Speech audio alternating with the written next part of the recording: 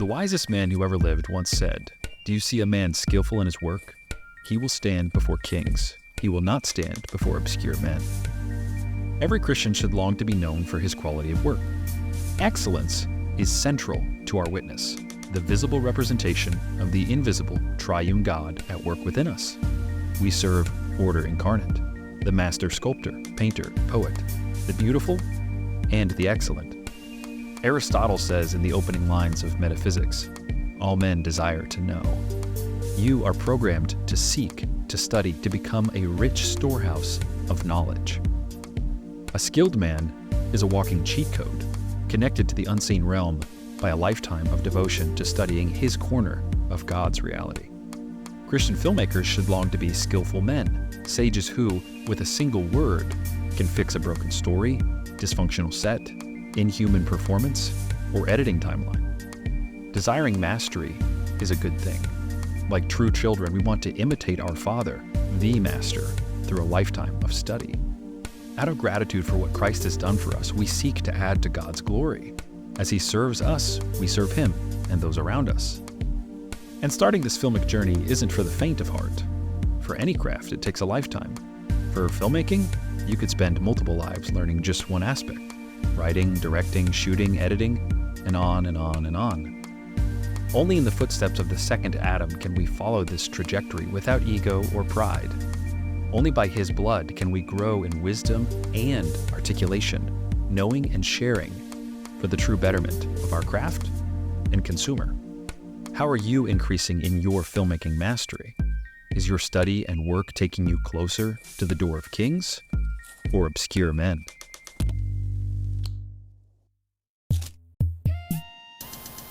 You're listening to God Deserves Better, a program dedicated to equipping the saints to create like our Creator. And welcome to God Deserves Better. I am your host, Zach Lovelace. And I'm your host, Jonathan Laura. And we are Christian filmmakers who see today's Christian films as severely lacking. From pre-production to post, it's evident that those behind these movies lack the basic respect for the craft that they claim to love. And if you see this problem too, you're a Christian, you're a filmmaker, then these next 3 episodes are especially for you. Now, everybody's filmmaking journey is different. Some people start out as a PA, some people edit, some people act, but most, if not all, forge a reputation and a career on the backs of short films.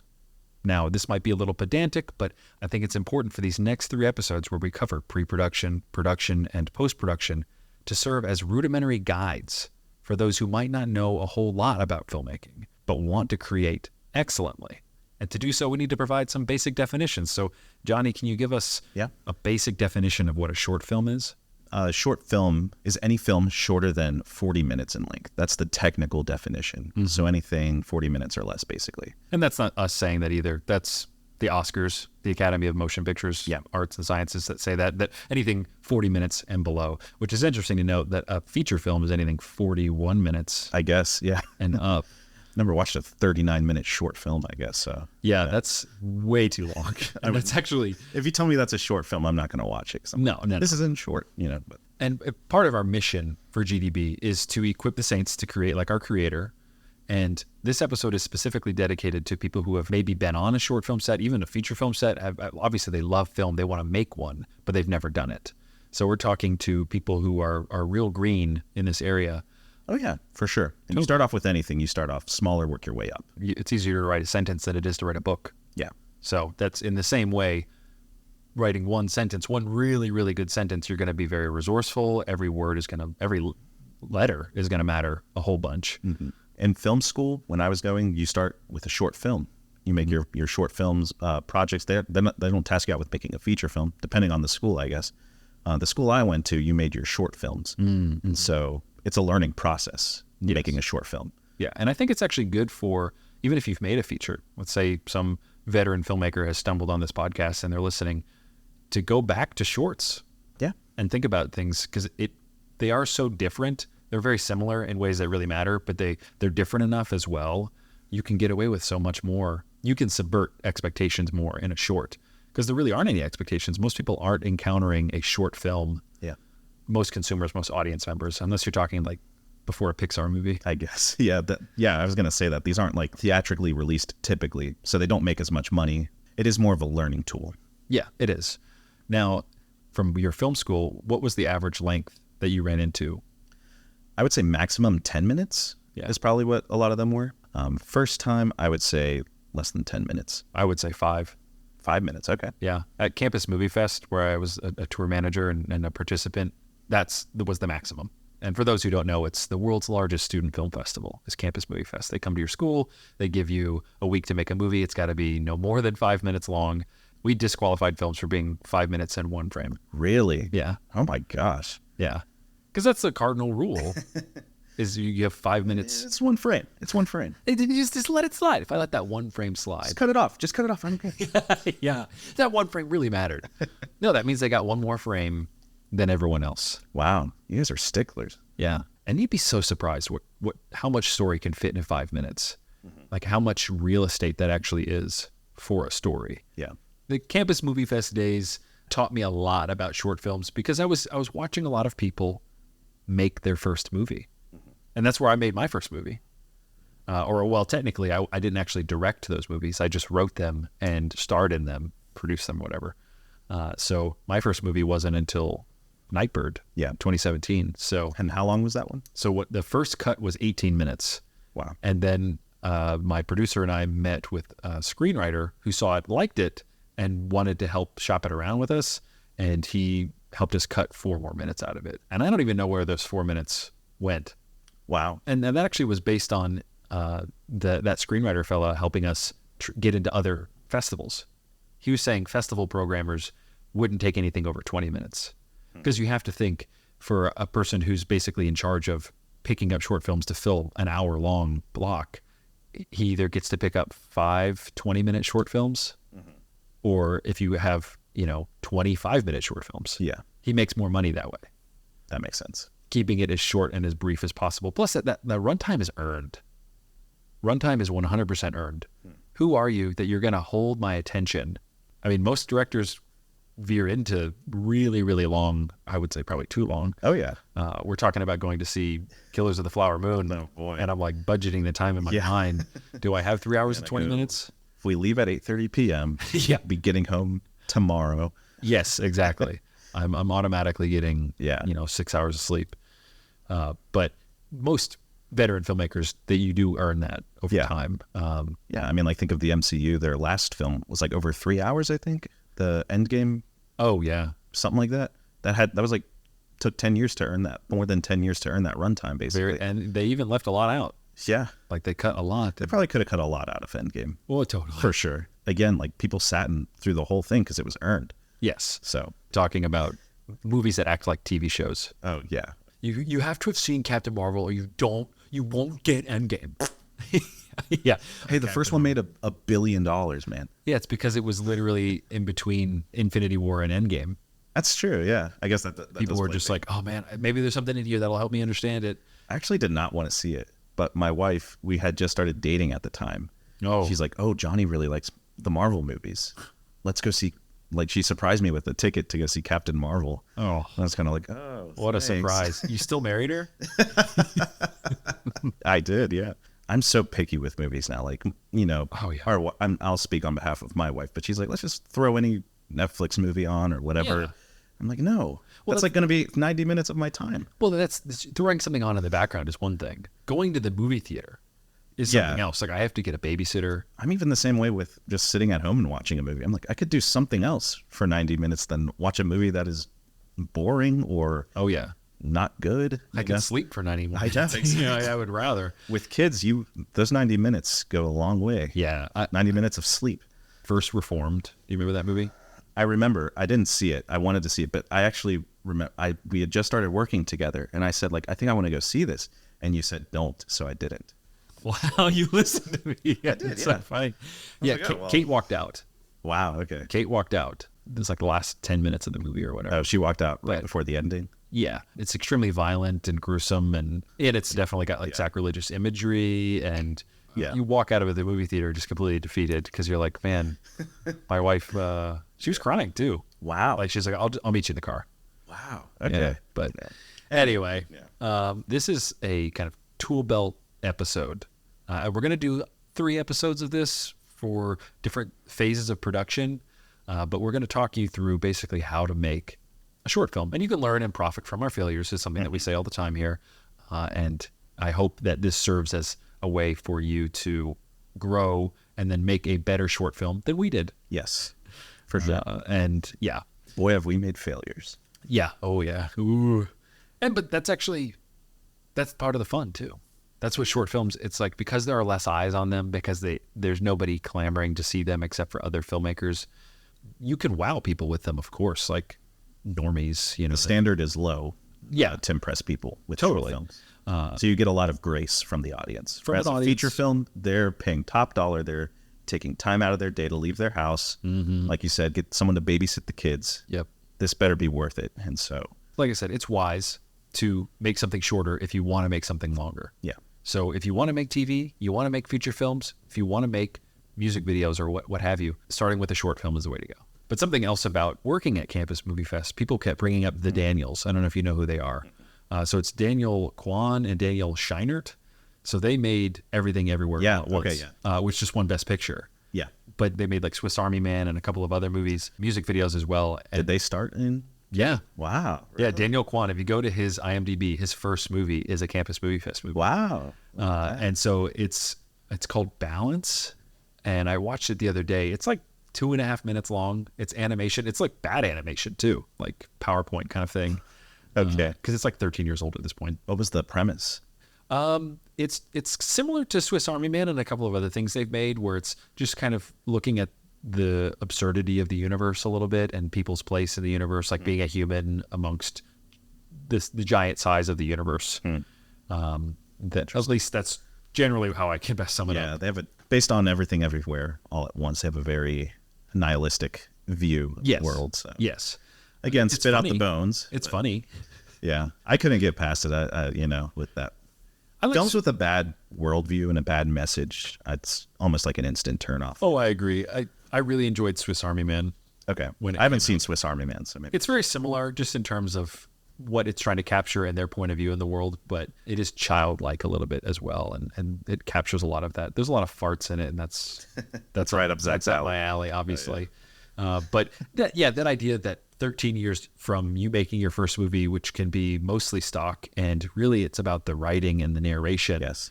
That 13 years later, those guys are winning the ultimate award, Best Director and Best Picture. Yeah. And that's amazing to me. Yeah. That Campus Movie Fest, that's part of the legacy. I don't know why they don't lead with that more. I'm not affiliated with them anymore, but I'll check them out every once in a while. I'm on a few newsletters with them. And it's like after they won Best Picture, that wasn't a part of any of their messaging. It's like I had to be riding that every day. Oh, yeah. Posting those films on the front page or whatever. But was that film good? Their first No. film? That's probably why then. And it sucked. That's fair. And I mean, maybe that's part of what they need to own is like we basically... Campus Movie Fest is just a repository of really bad films. But that's what your first film is. It's supposed to be bad. But that's a good thing. That means you're growing. Yeah. So starting from pre-production, let's dive into your crew, your film crew. Not a complete list, but the list that you're most likely to run into on any of your first films. Somewhat obvious. Somebody has to write the film, assuming that even if there's no dialogue, you have to write the actions for the actors. You have to understand what's happening. And even if you're the actor in it, you have to have some list of what you're going to do before you turn the camera on. You can improv the whole thing, and it's doable. And I've done that before. It's fun, but you are still acting as the writer. You have to build off of some structure. Exactly. Some foundation. Because it's the thing that everyone is reading and interpreting for themselves. So the DP is reading it, and they're saying, okay, so we need these types of things to create this vision. Yeah. The director is looking at it, obviously, and deciding a lot of that as well. This is the very essence of your movie. This is what it can be reduced down to, is the story. Tarantino is the one that's like, the script is scripture. You know what I'm talking about? Where it's like, we don't go off script ever. Yeah. And then there are other people who say that the script is really just more of a guideline. Yeah. Like you start off, and I've been a part of projects that have done both. When I am writing my own things, though, I'm usually more on the scripture side than I am on the suggestion. The script is as suggestion. Some of our comedic shorts we'll go the Curb Your Enthusiasm route. Yeah. Like we have a structure and just riff. We have a character, you know who you are, I know who I am, and we kind of, that's true. Yeah. More comedic things. And I find that to be true. I was on a feature film set for a comedy, and they did that a lot. Okay. Seth Rogen was in it, and they would just riff, and they would do it several times. Yeah. So the script as the writer, that is going to be the foundation, like you said. So typically, if you're going to be making your own short film, you're probably going to be the writer. I would look into courses on writing. I would look into software like Final Draft or Celtex or Writer's Duet, and read a screenplay. Yeah. Before you write something, read a screenplay. Yeah. Because that's what's so great about the screenplay format is that it's designed to be shared. Mm-hmm. It's super readable. You're not using huge blocks of text. You're not being overly descriptive because that you can't do that. It's not a novel. Yeah. It's meant to eventually be a picture on a screen. So sitting here writing, the dusty book flew across the whatever blue sky, and it's like, sure, that's something that you could do in a storyboard, and not in the screenplay format. But yeah. And to piggyback off of that, saying like you are probably going to be your writer for your first film. Mm-hmm. You will also probably be the director. You might be able to get, if you're making a film in tandem with someone. Well, what is a director? Sure. The director, basically, it's the one responsible for taking what was written on the script and making it visual. Mm-hmm. So the only person who has the vision is you. And so for your first film, it's probably best for you to also direct, I would recommend. So directors, they will work with the actors, cinematographer, and just other departments to make this all work. The decision maker. Yes. They are the decision They're maker. steering the ship. They're the executive part of the brain in terms of the story. Like, what color do these costumes need to be? What type of music should go in this scene? Those types of decisions. They're all creative decision making. Creative decision making. He's trying to bring to life your vision for the script. That might even be truer than what you wrote. Yeah. A lot of times directors, they have this big persona. They'll end up infusing themselves into it. Mm-hmm. And like in a lot of feature films like Christopher Nolan, mm-hmm. Big names like that. And every film has their twist on it. Yeah, they're you can feel the texture of their fingerprints, the things they care about. 5 different directors could take one scene mm-hmm. from the script and direct it entirely different, and what they choose to focus on. That's something that I think David Fincher says. It's like, as the director, you are in charge of distributing information and the flow of that information. Mm-hmm. And so I'm putting a close-up on their fingers touching when they're handing each other business cards. That's not written into the script. It could be, but let's say it isn't. But he chooses to focus on that. To communicate something. Whatever else, whatever theme he's kind of pulling out from your writing. I think there's a quote from the French director Robert Bresson, which is that a film is made 3 times: when it's written, when it's directed, and when it's edited. So very true. Each of those people is in charge of bringing a version of that to life. I think in tandem to what you're saying about the director, that I think most people don't realize is that there's usually an assistant director. Yeah. Which on your first short film, you're probably not likely to have. No, probably not. You have a small enough crew, you probably don't need it. Yeah, it'll probably larger crew, bigger film. They support the director for various administrative tasks. Yeah, they create the shooting schedule. Manage the set. But again, your first short film specifically, you might not have one. If you have the luxury of having one, that's great. Yeah, if you have some story that's big enough where you need to have background actors, or whatever, and you're on like a really tight schedule that you yourself can't have that on your mind. Mm-hmm. When you're directing, then so you'll want one. We got the writer, we got the director. How is this thing actually going to get made? That's a producer. Who'd be the one who actually is in charge of the logistical side of things. So these 3 roles that we're talking about are, you wear a lot of hats. Yes. That is what people say all the time in indie and no budget filmmaking, is the less of a budget, the more hats you're wearing. Yes. And if it's your first short film and nobody's going to come out to help you, you're going to be the writer, director, and producer. So the writer obviously has written the script. The director is in charge of the story aspects, like, casting, I want this actor, he's good for this role. And then the producer is the one who says, hey, we're going to go to this location. Yes. We're going to location scout, which the director's a part of that as well. But they're more in charge, again, of the logistical side of things. Yes. So hiring people, like if you needed to actually pay people, dealing with the budget. They might even be providing the budget. That might be more of an executive producer, I guess. Yeah, I mean, those are like There's all sorts of different types of producers, but just generally somebody on set to help the flow.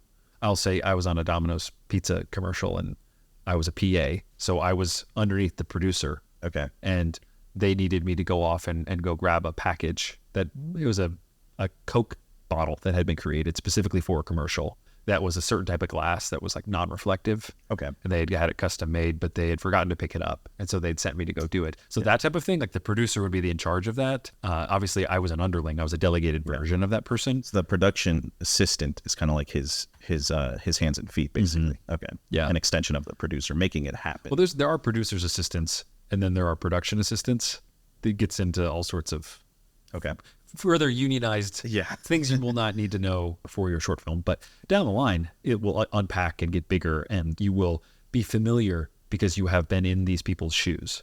So any logistical decision you're making to help this vision come to life, that's the producer. Yeah. And I would say these first 3 roles, like you were saying, this is probably, all 3 of these are probably going to be you as the maker of your first film. Yes. The first role that I would say that I would recommend not being you, and I'll let you unpack this, is the cinematographer. Sure. Yeah, I totally agree with that. This person is really focused in on the visual elements of the film. So they're reading the script with the writer and the director. They're going through to achieve the desired look of how this film is going to be. That's going through like lighting, what's the color grade going to be. They might also work with the editor in that regard. Yeah. That could also be camera angles as well. Yeah. You communicate with different elements with lighting, camera, color grade, anything like that. For my first short film that I was a part of, A Boy and His Bike through Campus Movie Fest, my friend was the DP and the director. So that was just how we split it up. But you will probably find somebody who will do the lighting as well as run the camera. So because there's the camera department, who's the DP is the head of it, the director of photography, the cinematographer. They also have gaffers and grips and whatnot that help them. But this one person is probably going to be doing all of that. Yes, they'll be overseeing all of it. So like you mentioned, the other roles in this department, there's the first AC or the assistant camera. They're basically responsible for maintaining the camera equipment. They also ensure the camera is like in focus, swapping lenses, anything like that. I would say the hack here for the DP, for the cinematographer, is finding somebody that owns a camera. Yeah. A friend. Someone who knows their camera as well. Yeah. They didn't just buy it, but they know it. They're usually, how I've done short films is they're usually the gearhead. They're the person who knows people who have a camera, and they can borrow things if you want to keep it really cheap, or if they're renting things as well, you can, I would rely on them. That's another thing. Like, again, we've been preaching this since episode 1, but like the story is key. Your camera does not need to be like 5 figures at all. No. It could be super cheap. You can honestly rent cameras. Yes. Cameras should not be taking more than, I would say, like 5% of your budget. That's either you borrow it or rent it. Yeah, I wouldn't go any more than that. There's no reason you need a red camera or whatever for your first short film. You just need to learn the basics of how the camera should be on set and be treated on set, rather than having the best gear. That's actually something that I ran into a lot in giving when I worked for Campus Movie Fest. In giving gear out, we only had so many really good cameras, which I think were like GH5s. This was like at the time, but we had like 2 or 3 of them, and people would clamor for them. And those people would usually make the worst film. Or not make a film at all. Like they would just have the camera for a week, and they missed the deadline. Interesting. Because their priorities were out of whack. They were thinking that the camera would make the movie great. Yeah. And that's not true. When my buddy Clayton and I, we won at our school for Campus Movie Fest at GGC, the film we shot it on was the worst camera they gave out. I can't even remember. It was like a Panasonic X something. Oh. And it was, a handheld with the flip out screen. Nice. And we had a tripod, that it didn't matter. Yeah. To that point, the one thing that we knew we wouldn't be able to pull off was good sound. Mm-hmm. So in your first short film, I would focus either on making a silent film.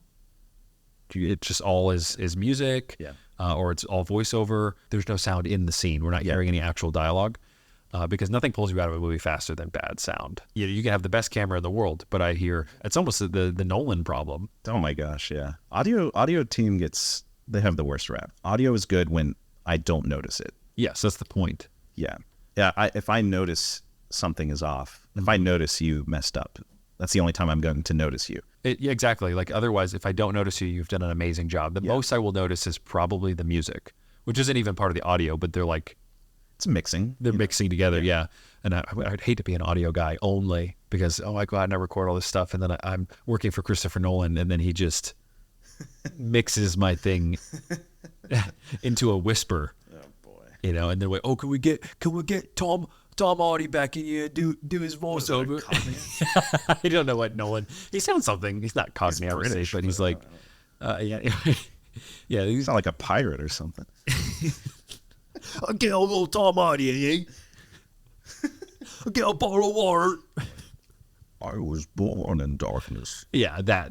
Yeah. Oh my gosh, like that voice. An overcorrection. Yes. But yeah, the sound capture is extremely important. The most you're probably going to do, I would say also, this is another role that you would not want to occupy if you're writing, directing, and producing, that you want somebody who's just on the mixer. So they have a boom mic, presumably they own one, and these guys exist. And even somebody who's into music could probably pull this off. Oh yeah. But lavalier mics, boom mic, and then into the mixer or straight into the camera. Yeah. And again, you need someone solely focused on this, because if you mess up, it's going to take people out. Yes.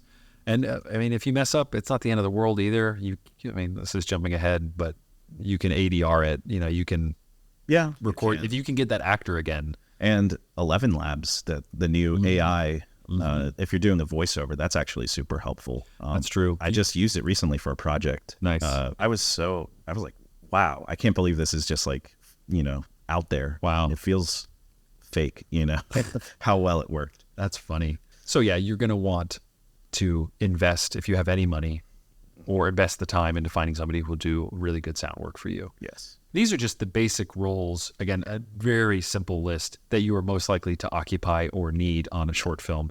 So you as the writer director, you will probably handle the SD card afterwards. Sure.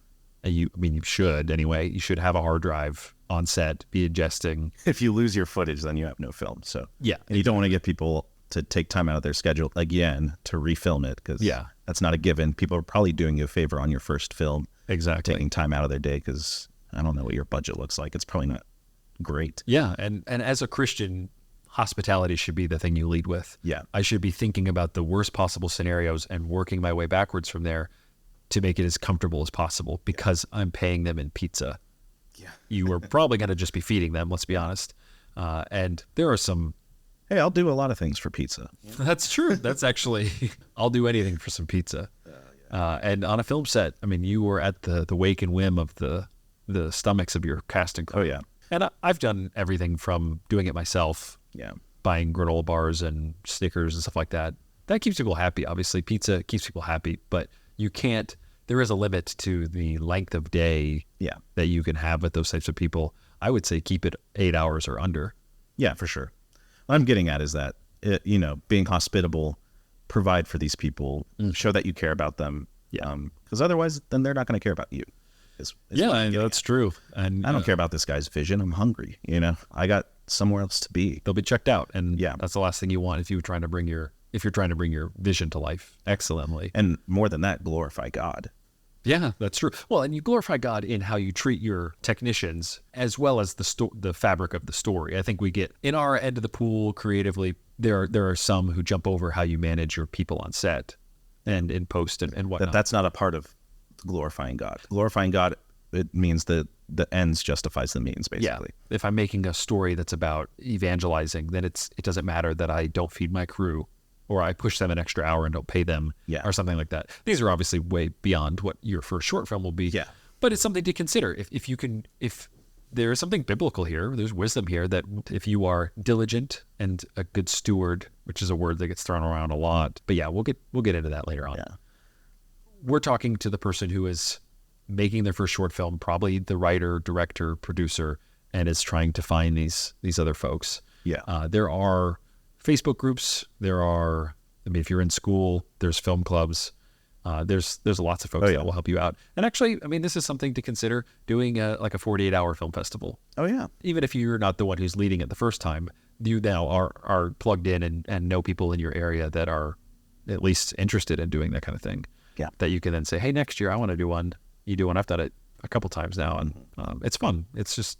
It's a tight turnaround, obviously, but explain what that is to the listener. So the 48-hour film festival, they give you one weekend. So I think Friday evening you get a genre and like a certain prop and a line of dialogue. a line of dialogue that you have to work in. So, but they have their own Facebook groups and stuff like that you can get patched into groups in your area, and you can say what role you want to occupy. You'll team up with these folks. You'll make a movie in 2 days. It's due on that Sunday afternoon or something like that. So you'll pull an all-nighter probably on a Saturday, depending on your role. Yeah. And it's a ton of fun. But that's kind of a hack. I've done that before, and that's really what helped me get my toes wet as well with some folks in my area. That is, I just helped them out on theirs, and then when I wanted to do one, they helped me out. So that is a good overview of some of the roles that you'll occupy or interact with on your first short film. And there's other roles like editor, coloring, all that stuff. We'll get into that more in the post-production side of things. But all of this has been pre-production, just understanding who is involved in this process.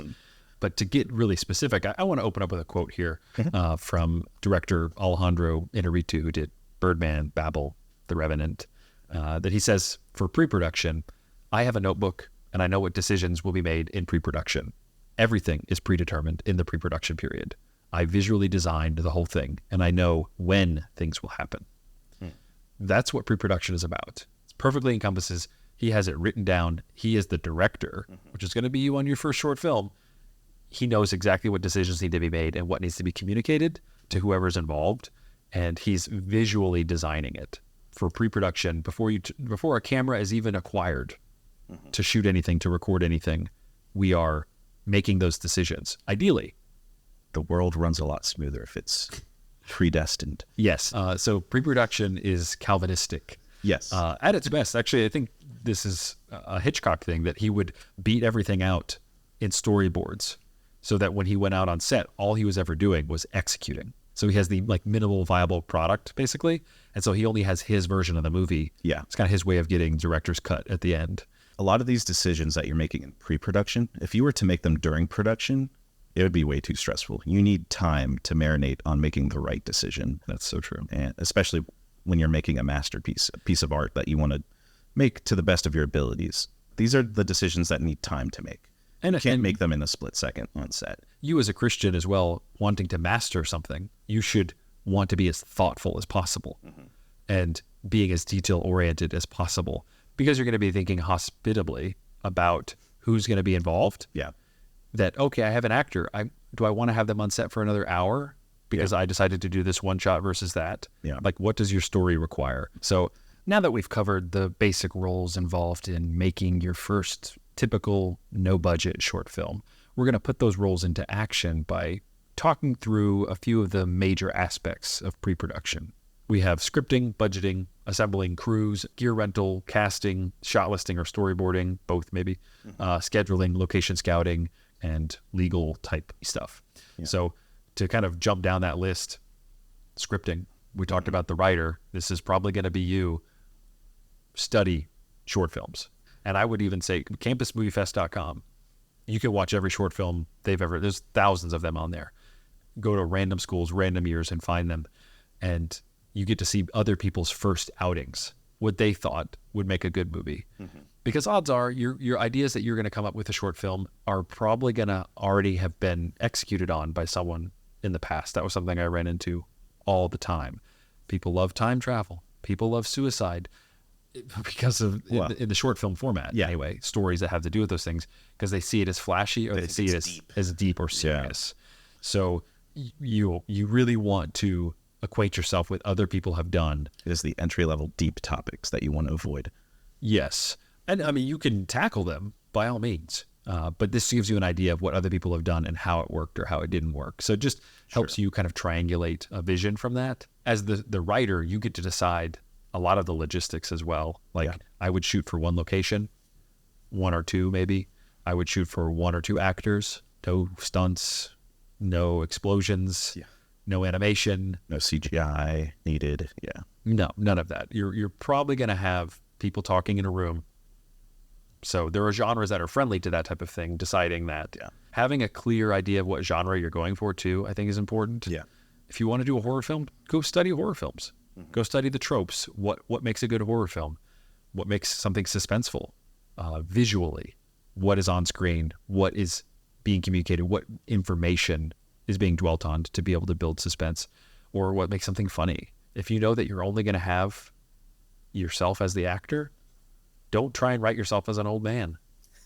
Saw that so many times in Campus Movie Fest. You can't fake that. No, like an 18-year-old pretending to be a 40-year-old, somebody's parent or something. It's almost as bad as Robert De Niro in Irishman. Oh, an 80-year-old trying to be a 40-year-old. Yeah, trying to be a 40-year-old. Woof. Looks like Polar Express. Robert Zemeckis. Yeah, CGI. The Irishman, directed by Robert Zemeckis. I would watch that. I probably would watch that It's so too. bad it's But at least kind of he's actually telling you that it's animated, as opposed to Scorsese, who's like, Beowulf or something like that. yeah, the stomping scene from the Irishman. Oh my God. It's so... Robert De Niro beats up a store clerk. And it looks like a 90-year-old man is beating him up. Yeah.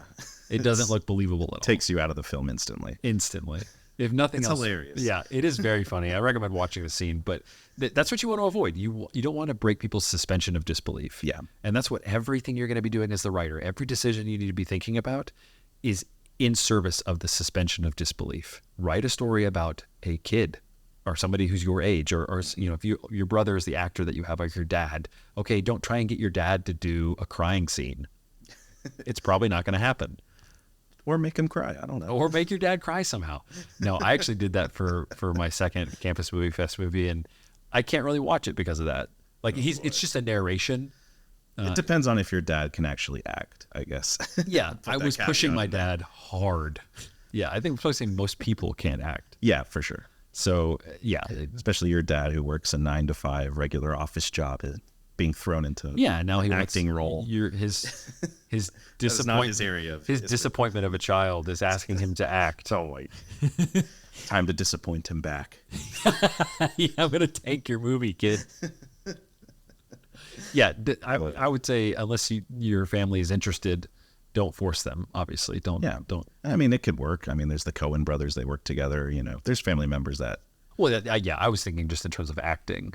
Okay. But you could also make a short film that had no actors. You could do a short film about whatever. Just a narration. I've seen B-roll. Yeah, narration, B-roll. I mean, that's like Balance or whatever from Daniel Kwan. Animation. Animation. You could do that if you're really in animation. Yeah, I've seen short films that were like a GoPro from like a squirrel's perspective, like it was supposed to be an animal, and you understand it from the context of like how it's moving and stuff. I think it was a one take too. That's interesting. That's kind of what made it stand out. But yeah, exactly. Like, I don't have any actors. Well, can I do this? Can I actually convince someone that I'm a squirrel? Like the camera is the character. Yeah. I don't know what story you're going to tell. It could be small. I mean, it has to be small. Ice Age. Oh yeah, Scrat. He's holding together 2 continents when the ice split. Anyway, Good story. that is a good story. Wasn't that kind of like a Pixar short-esque, like the trailer? It was from. I want to say it was Blue Sky. Well, like the trailer of it was a short film, right? Of him so. like with his nut, and he's like trying to bury it. And then it ended up being like the actual intro to the movie. Yeah. Yeah. That's pretty cool. Ice Age is cool. They're solid. Yeah, the humans don't look that great.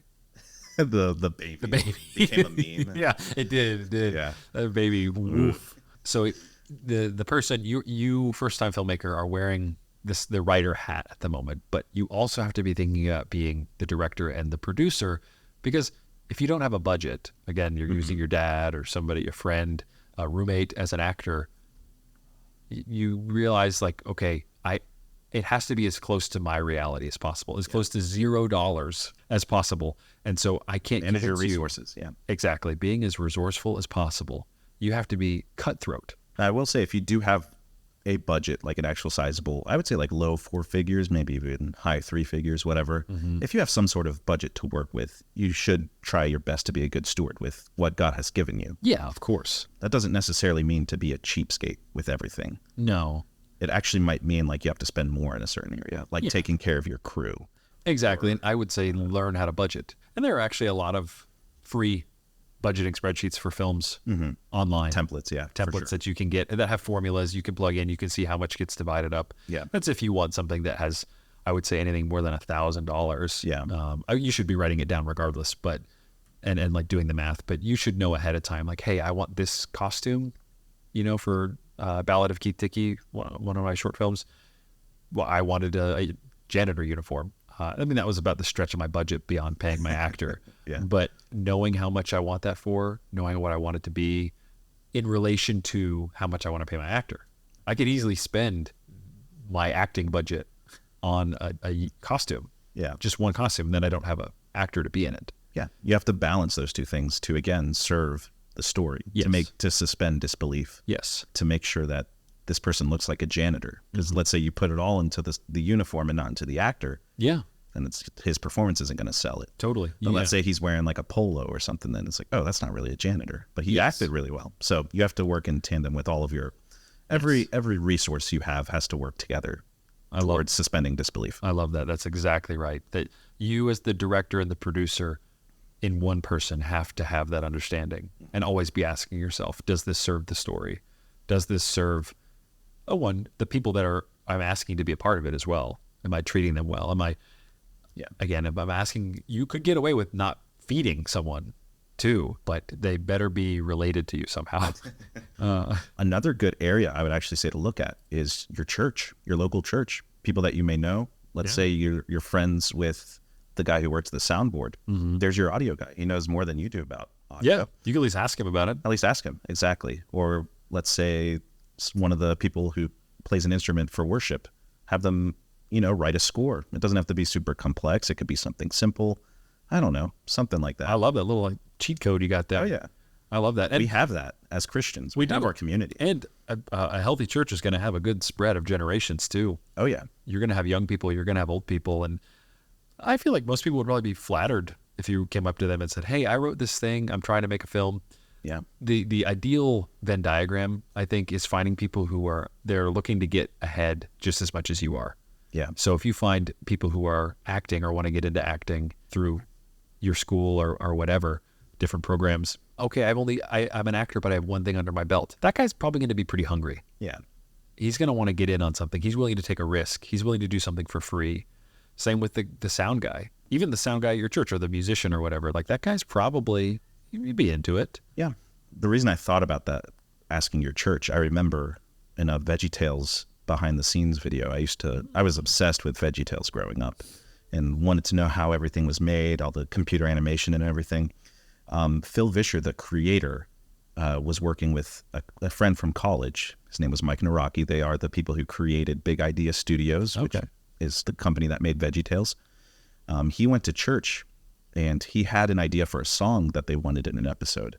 And he goes up to a man named Kurt Heinecke, who was, I guess, in charge of the soundboard or like one of the lead musicians at his church. Whoa. And asked him, hey, I want to make my little song sound like a big song. Yeah.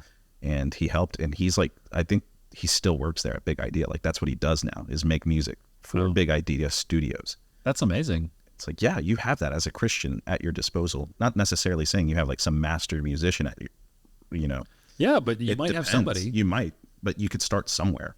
Absolutely. That actually gave me an idea that you could, as the writer, give your script to your pastor. Yeah. And they write a lot. They write a lot. And I think as well, they're going to help you theologically. Mm-hmm. Obviously, the guy's taste is going to play into it. So, if he doesn't like horror films and you're trying to make a horror film. Where's the gospel presentation? Yeah, exactly. Well, how does this apply? Can you apply this? What Bible verse led you to this? Was this the Message version that you... Yeah. Who you're going to show it to, too. Mm-hmm. You can show it to your church. I would want to do that. Yeah. It depends if everyone in the congregation is of them, depending on the content of your film. Yeah. And on your congregations. If you're making a more mature film, then obviously I'm not going to show it to the children. But if I'm making a kid's film, hey, can I show this to the kids? Do a movie night or something. That's you got your test audience right there. I'd go back to the lab, fix it up a little bit. So crew and cast, it's very similar. Like you said, you could get a sound person. You could potentially get an actor from your church, that kind of thing. You could also, there are different services online that you can look into that you can just find somebody. I wouldn't recommend that because they're a little separated from your vision, obviously. Yeah, those people are pay to play. Yeah. They're motivated by money. And yes, if you really need something, of a DP or something like that, even just reaching out to them and saying like, hey, do you know anyone that would be interested in this project? Like if they say no to you. Yeah. Do you know anyone who could work for my budget, basically? Yeah, exactly. Or what could you do? That could also lead into a gear rental. Looking online, there's Borrow Lenses, ShareGrid is another one I can think of. And I would say, look locally. Yeah. There's a film studio right down the street from where we work, and we are constantly renting gear from them. We have a good connection with them. Super easy. I just shoot them a text or an email. Hey, could we borrow this? Yeah. It's like, sure. Half the time we don't even have to pay for it if you have good rapport with them. Oh yeah.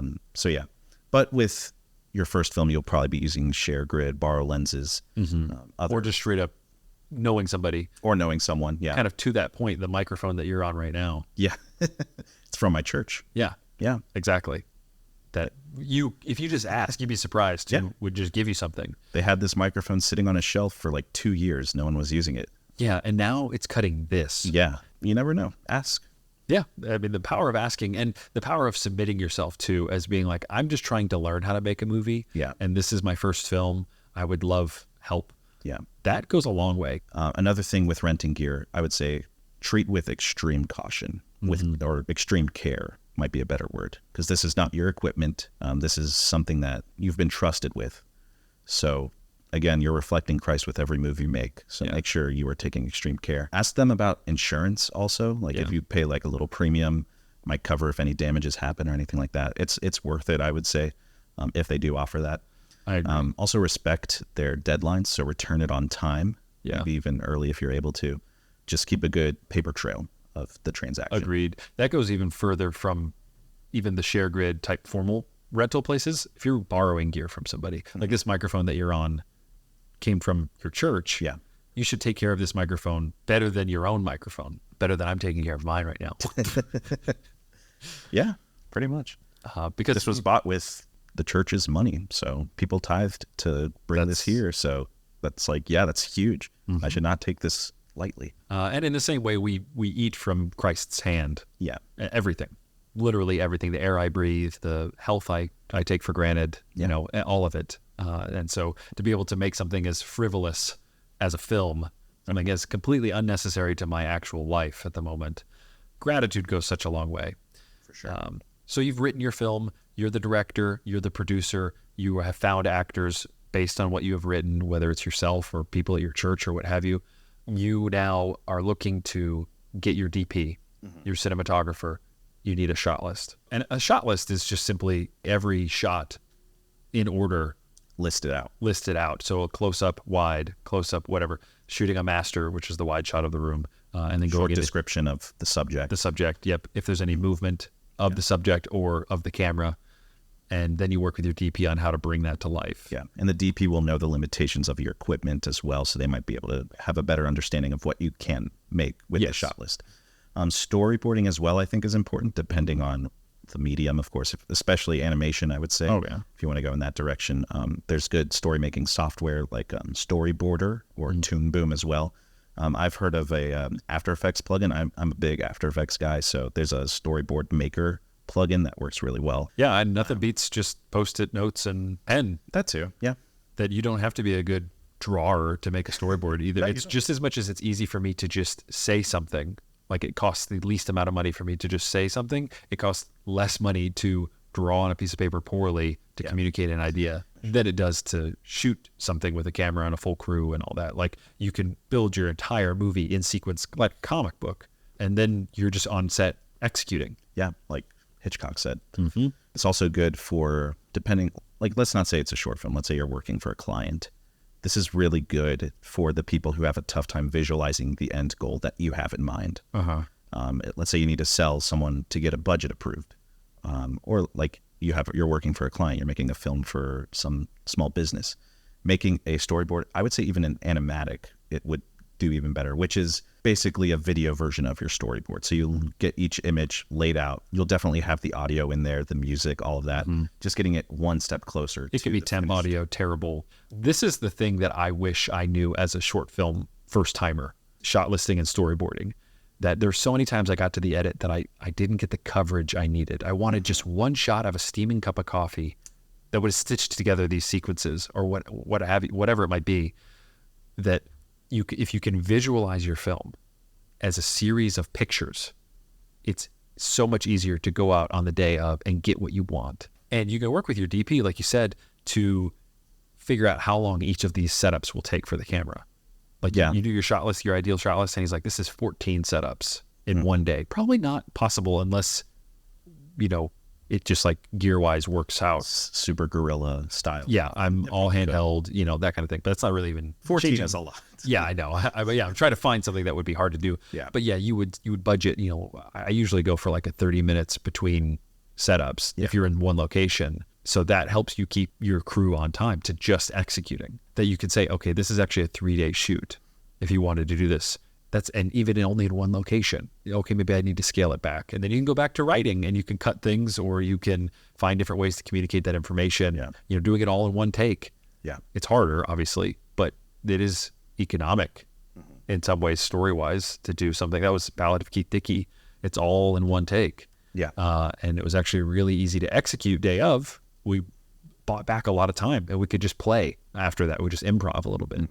And that was cool. But show up day of knowing every minute is accounted for. And then if you get more, you can then do things that maybe day of show up as happy accidents or ideas that pop up, and you have the time. Because you know what your minimal viable product is. It's this many shots over this much time.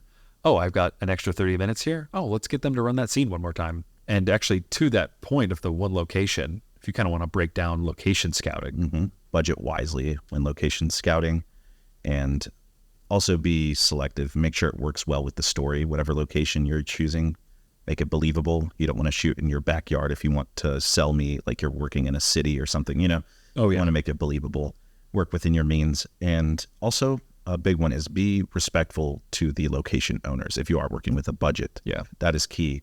One tip that I always do when visiting a location and on the day of production, I immediately take a photo on my phone of where we're shooting at, of what the location looks like. Like, let's say that one time we shot in a pizza restaurant. Took several shots of the area that we're going to be filming in. And that way, once we're done with production, because we move a lot of stuff out of the way, we're to put our gear, set it up, whatever. At the end of the day, we make sure we put it back to how it was before we arrived. That shows that you care about the owner. Yeah, I love that. And actually kind of piggyback off of taking your phone out, getting your boots on the ground in the location during the time of day that you're going to be shooting. Because let's be honest, most of it's probably going to be daylight, not rented lights. That if you're going to, I'm going to shoot there at 10 p.m., but you don't know what the light looks like at 10 p.m., probably not a good idea.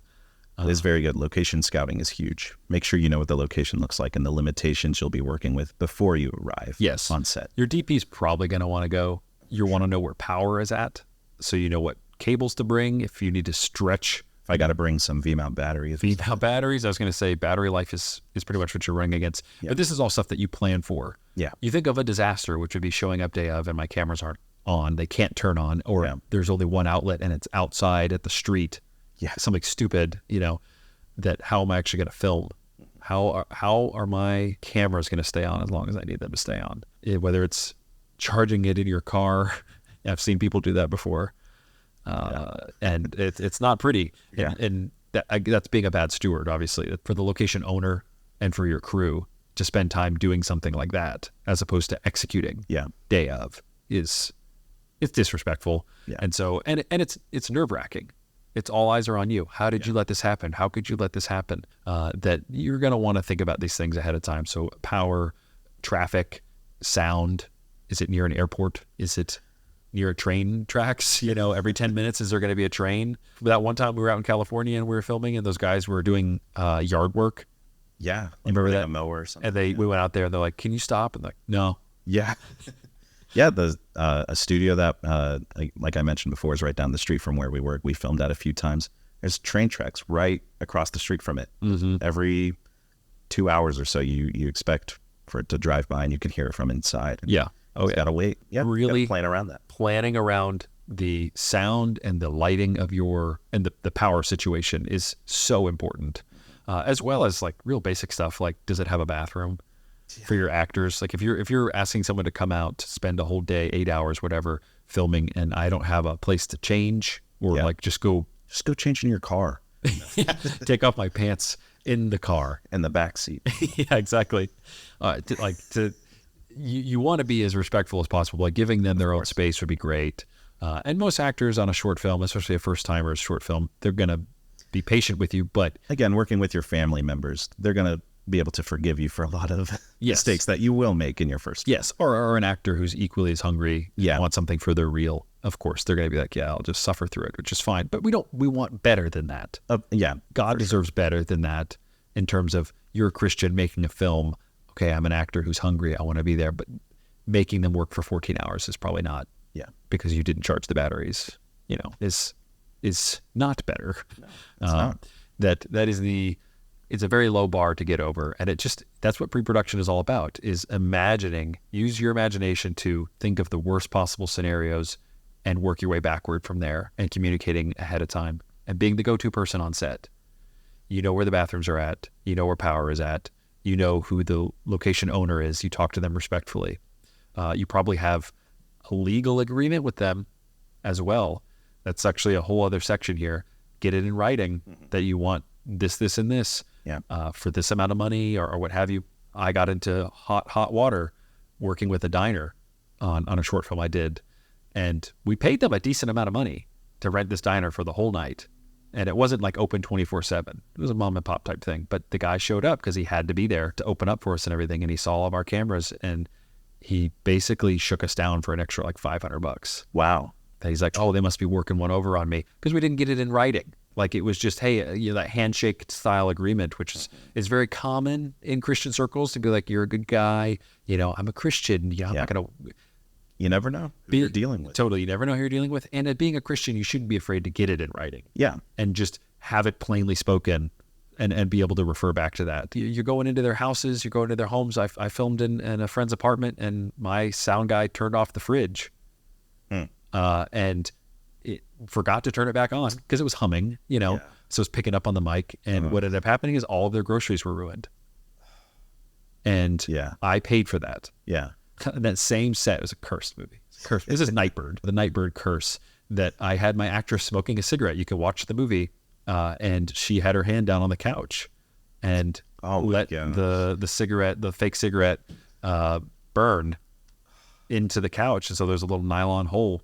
My crew was like, oh, you should just cover it up with a blanket. Don't tell them, blah, blah, blah. And I'm like, no, these are my friends. They're going to find out. And so I told them day of, but it gave a knot in my stomach, because then I put them out of their house for a day. Yeah. You ruined their groceries. We burned a hole in their couch. And we nicked their cabinets with our DIT cart or whatever. We brought it in, and it took the paint off of the cabinet.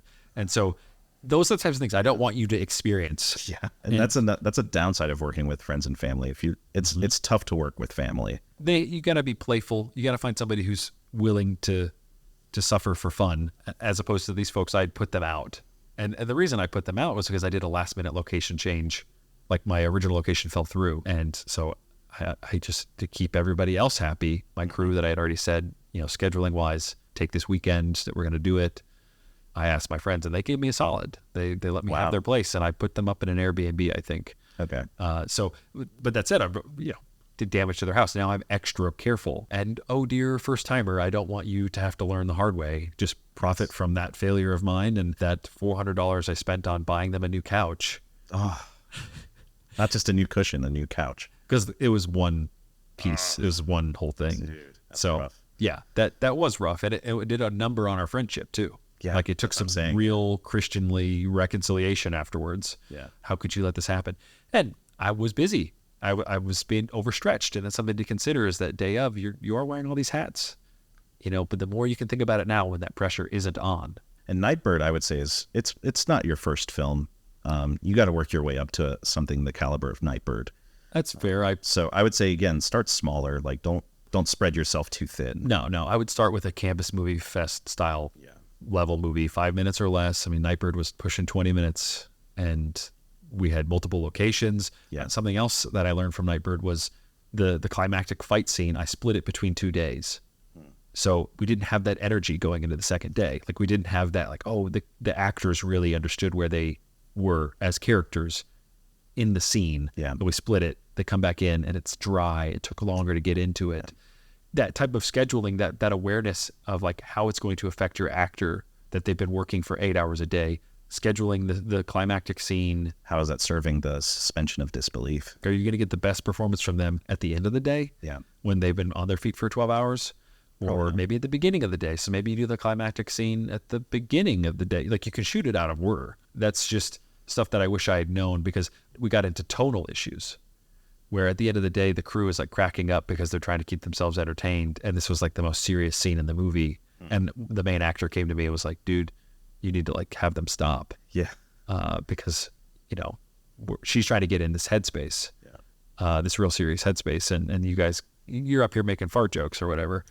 That being able to have the mind of my locations, my scheduling, all the goal is hospitality, and it is my witness to my cast, crew, and whoever else is giving me a favor, giving me grace, that I should preemptively think about ways I can do that and make it as easy as possible for them. So, all right. So to kind of wrap this all up, what would you say is your favorite and least favorite part about pre-production?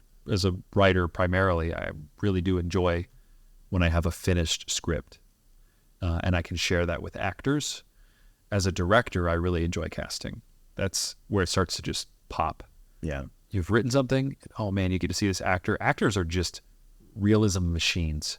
They'll read a line that you wrote, and you envision it in some way in your head, but then you hear it, oh man, and that just gets me hyped. Yeah. I get a quote from Tarantino. He says, "Good actors make all the difference in the world. You can write a good script, but if you don't have good actors, it won't be a good film."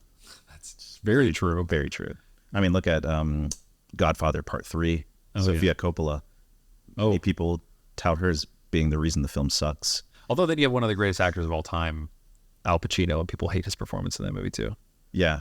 Yeah. I mean, it's bad writing though. He was Al Pacino's acting style is definitely taken a nosedive since the 80s, I would say. I would say so too, yeah. And some blips here and there, but I would say writing and casting are my two favorites. I would say my favorite is probably storyboarding. Okay. Because it's probably the thing I have the most experience in as being an animator. Post-production is my favorite phase, actually. And so this, to me, this is the most like post-production out of all the aspects of pre-production. Totally, because you are seeing that the development visually of that animation. I'm editing, basically. Yeah, already after the storyboard's done. That's true. Yeah. That's great. We had so many good sessions storyboarding. It's fun, because and it's problem solving. If you got a good crew, it's so much fun. When you're storyboarding, it's also it's free imagination. You're just there. And it's, how can I communicate this? That's fun. That's the fun of pre-production, is it pretty much costs nothing. Yeah. To just sit there. Spew out ideas. And come up with ideas. Like, man, there are so many apps and everything, like you were saying before, that you can just sit there and draw or on a straight up Post-it note and just come up with different ways to communicate your story. That's the fun part. We had a very backwards way, I guess, of working on it. With animations, you want to have the visuals written alongside the script. Mm-hmm. And we would just have the script written beforehand. Yeah. And it wouldn't always fit well into an animation. So we'd have to like retroactively come up with a concept that made it work. These were like explainer style videos. And so, they were more about academically teaching something, but not being an animation. But and that actually was a fun, creative box to have to work in. It's like, okay, these are the words we got, man. Good stuff. We'll put a link in the description to one of our favorite pieces. Yeah. Gender and sexuality. Yeah. To outro here, how should Christ help a first-time filmmaker throughout this pre-production process? Honestly, prayer. I don't think a lot of film directors pray. That's fair, yeah. They would probably be better off for it. That's going back to what we were saying before about gratitude. It all comes from his hand. Yeah. It already all belongs to him. And the project only comes to life because he wanted it to. Yeah. He could put the kibosh on it like that, And so if you actually want something, you have to give it to him. Yeah. And that way it takes the ego out of it too, and helps you look just towards him. Like, does this glorify him? Like, we were saying this the whole time, obviously, with your behavior on set, your behavior in interacting with different people that you're asking favors of. You're looking to Christ through this whole time, trying to glorify him. And so that brings your behavior to a level of excellence.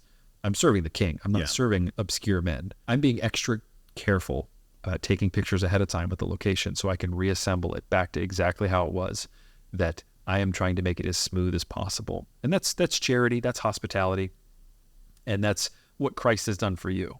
What comes to my mind is Ephesians 2:10, for we are his workmanship, created in Christ Jesus for good works, which God prepared beforehand, that we should walk in them. That little bit of God's pre-production, that he predestined us ahead of time to do those good works, that maybe putting that stuff back and talking respectfully with that location owner, that's the good work that Christ has done for us. It's not even just making the movie. It's how the movie's done. It's the people you're taking care of at the same time, that you are a steward and a servant of those around you, I think is the heart set and mindset that you're going to want as a first-time filmmaker. For sure. So with that, you're well on your way to making a film. And right now it's still all very conceptual and aimed at getting all parties on the same page come the day of your shoot. But we will get to that day on the next episode when we talk about production. And until then, let's get out there and work heartily for our good and gracious God, the Redeemer of men. Thank you for listening to God Deserves Better, a production of Pemmican Studios.